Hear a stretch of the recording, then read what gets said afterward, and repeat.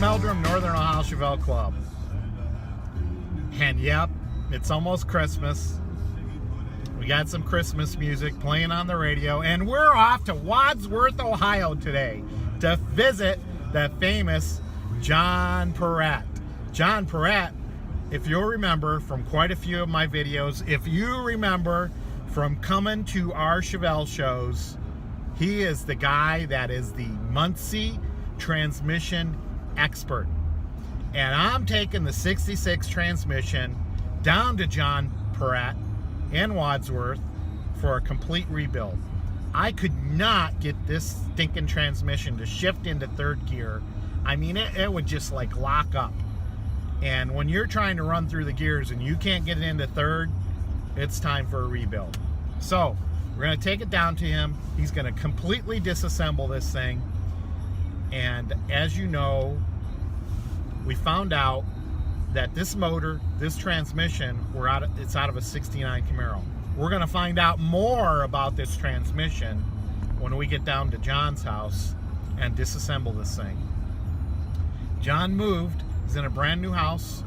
So we're going to get to visit his shop and see how he's organized for transmissions. John is also a NCRS Bloomington Gold judge for Corvettes. And I'm telling you, this guy knows Corvettes and transmissions like nobody's business. And he's the right guy for the job. So if you got a transmission that needs to be rebuilt the right way, if you got a transmission that needs to be numbers matching, he's the guy to go to. Corvettes, Chevelles, Camaros, this guy's got a lot in stock and he can help you out. So I'll post his phone number on there in case you need to contact him. But here we go, off to Wadsworth.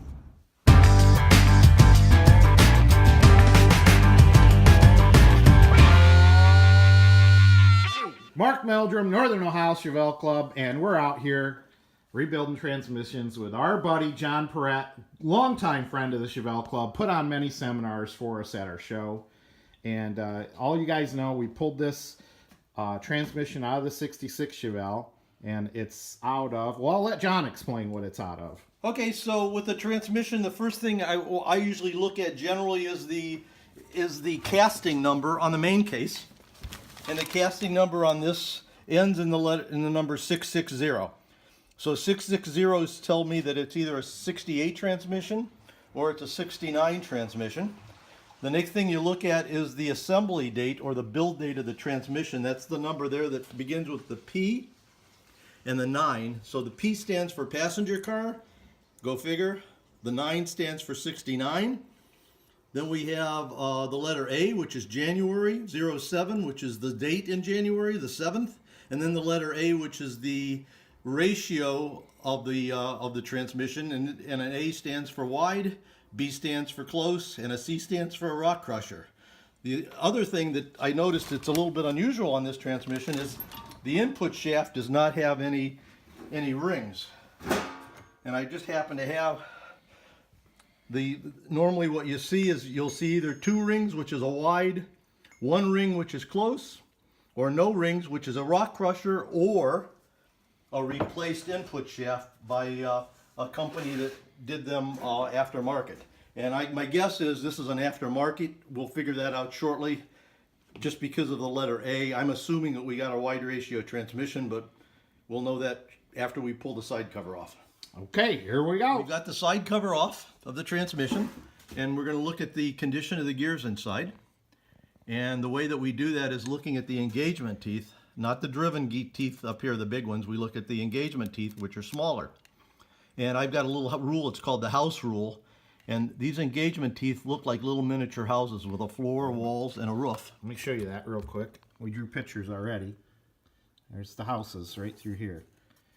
And big house down to just a foundation. Right, so what the idea is the tall houses are good and the houses that have hardly any walls are bad. I use this as a general rule. If the walls are shorter than the floor, you start to have a problem with a Muncie. So as long as the walls are taller, chances are you've got a gear that's got plenty of use left in it. So in this transmission here, I don't know if you can get in there to see that, Mark, but right here, those teeth are nice and long, and they've got a sharp roof on them, so that gear is, that's the gear that we talked about before we opened it up. That's the input shaft, or a fourth gear, and those gears are in good condition, and I wouldn't think that there's a problem with that unless you see something on the driving teeth. But the engagement teeth tell me that the condition is probably pretty good. Now we go down to third gear, so it's fourth, third, second, and first. So with third gear, we're looking at it, and the walls are a little bit shorter, but they're still easily longer than the floors, so that tells me that we've got a good third gear. Third gear generally takes the most abuse because the shift is, when you shift from second to third, you've got to go up, across, and then into third toward the front of the car on the right-hand side, and often people miss that. So these get chewed up, but this one's fine. We go back to second gear. And that's where I was having problems, shifting into third gear with this transmission. And so we go into second gear. Actually, on this, unusually, it's about the same condition as third, and but still, my feeling on this is they're okay. If this were my transmission, I would not replace that gear. It looks like there's sufficient life in it to give you another 60 or 70,000 miles.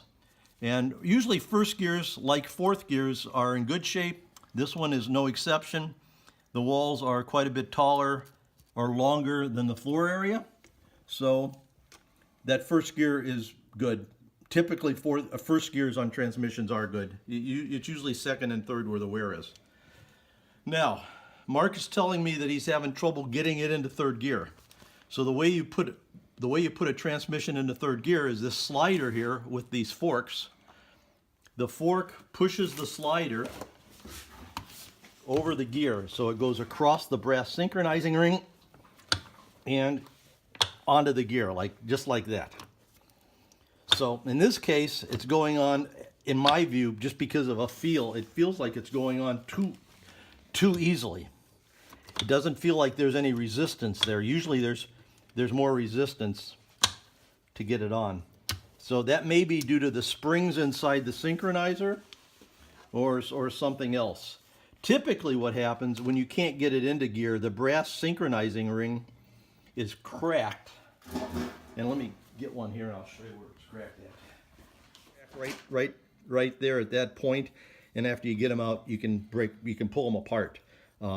I honestly, I don't know why this is not going into third right now. But it's something inside that synchronizer that's preventing, when the car is moving and all the gears are going, for it to go over.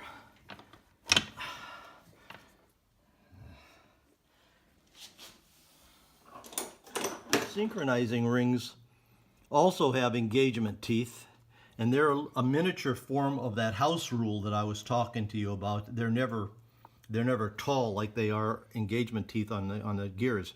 But at any rate, these engagement teeth are definitely worn down. Grab a new one here, and you might be able to see the difference.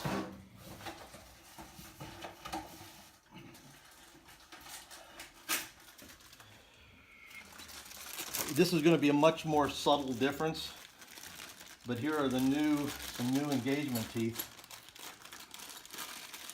These are out of an early Muncie, but if you compare the engagement teeth there, they're quite a bit taller again than these are. These are really worn down, and that's an indication that this transmission has either been shifted a lot or has been shifted hard in the past. So it's my guess, based on what I'm seeing here at this moment, that the problem is either the synchronizing rings are broke, they're either worn out, or there's something wrong with the spring that's inside this synchronizing unit, because it's sliding awfully easy. Oftentimes I have to, in order to do this, I have to take a brass punch, and punch it in and out. So that's the prognosis at the moment. It's a synchronizing problem. We'll continue about synchros here. Yeah, we're going to talk about brass synchronizing rings. So what you have, this brass synchronizing ring does a number of things when it's over top when it's over top of the gear and inside the transmission. So what we have is a slider that slides over the brass synchronizing ring and over the gear and sort of captures it in motion. And so what this brass synchronizing ring does is two things. It's tapered inside, so and the gear, and this happens to be fourth gear, the input shaft, but they're all the same. It's tapered as well. And as this slider goes over the brass synchronizing ring, it pushes the synchronizing ring and it pushes these cones together, and it actually slows the gear down. It doesn't bring it to a stop, but it does slow it down to help with the shifting. The other thing that the brass synchronizing ring does is that the slider that goes over the gear, everything is steel in here. So if you have that steel slider hitting the steel gear, all of a sudden you start getting metal chips because they're banging each other every time you shift. And the brass sort of acts as a shock absorber, and it sort of is a disposable part that kind of takes the brunt of that collision. So what we found out was that the forks were really worn on the transmission. So he'll replace those. He'll order a whole new kit for putting the transmission back together. And then he also talked me into going with this 66 case. So he's going to keep the 69 case. And we should have the transmission back in the car sometime in January. See ya!